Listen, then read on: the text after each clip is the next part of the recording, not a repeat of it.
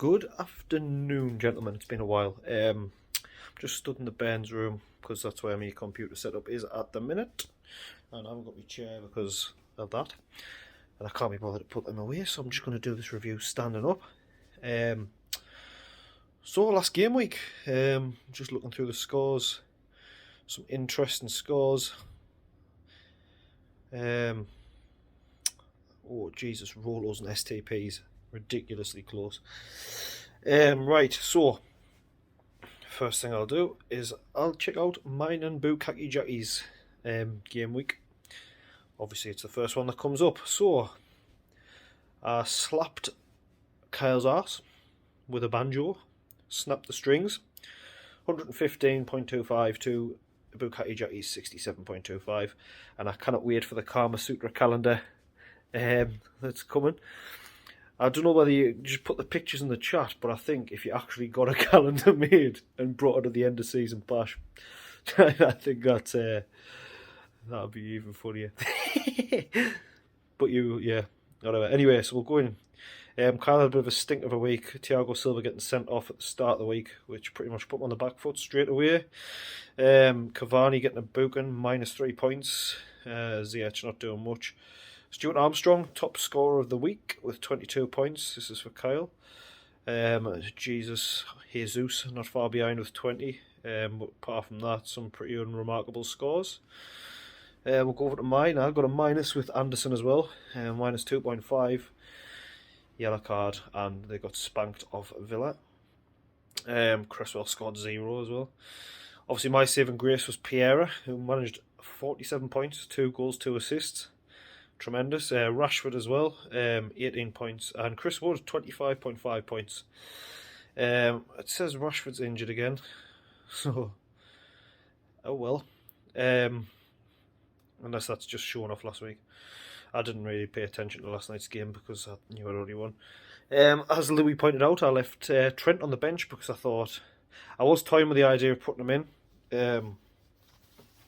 Probably for Cresswell, I think it was, but I thought he's been terrible this season, and then when he didn't get picked for England, I thought he's just going to be miserable. But no, he scored nearly 30 points, so that would have given us some more points to catch up on people, because my points for are a bit terrible.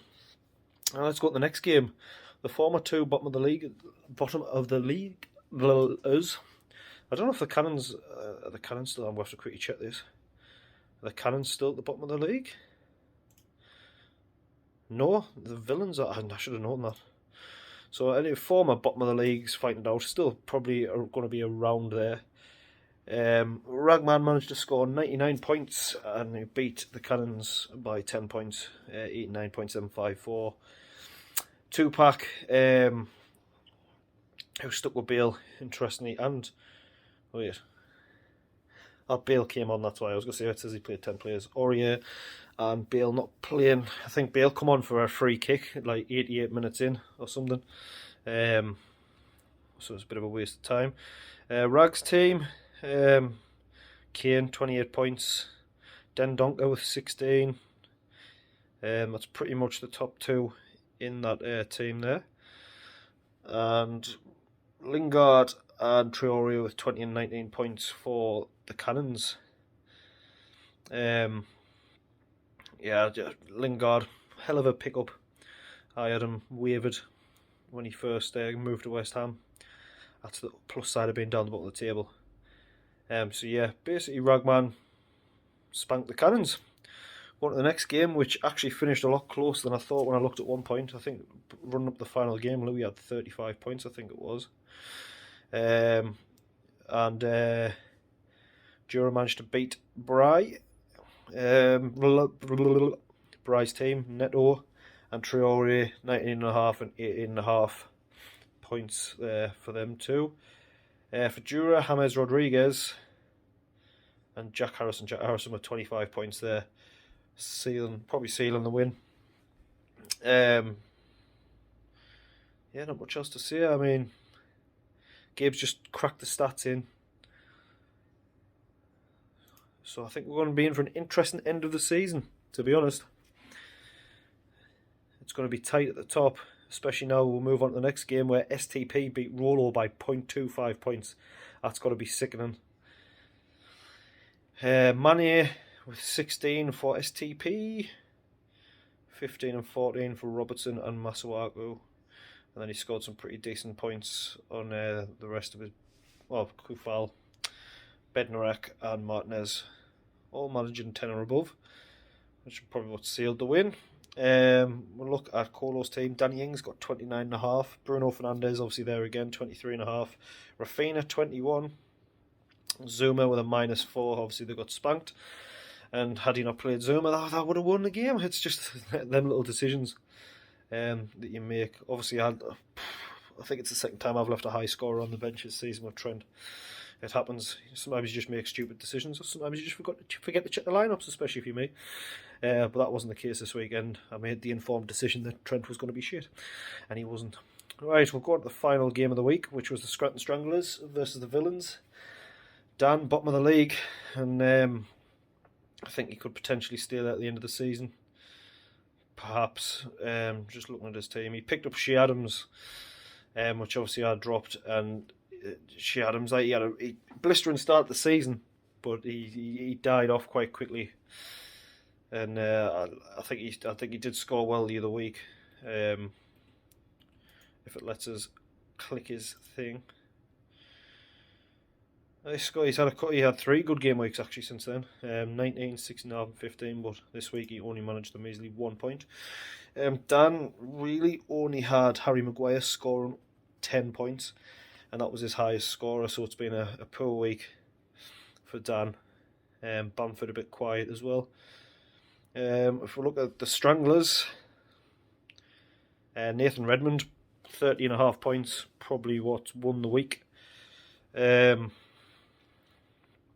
think 3 goals. I wonder if Shea Adams come off early. I'm not 100% sure. Just you'd think if they were getting amongst the goals, 3 goals, that he would have had a bit more points, but that wasn't the case.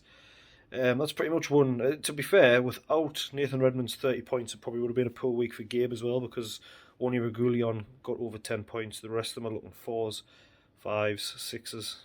Aubameyang got a 7. But yeah, I think Redmond saved Gabe's blushes there.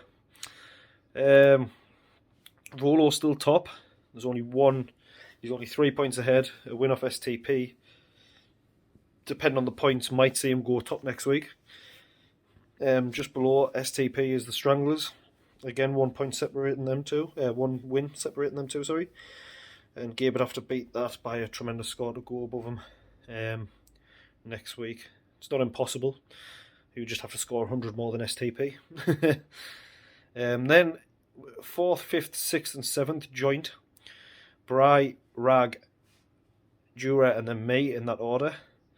I need to start getting some more points under my belt. Apart from Dan, I've got the lowest points for this season. I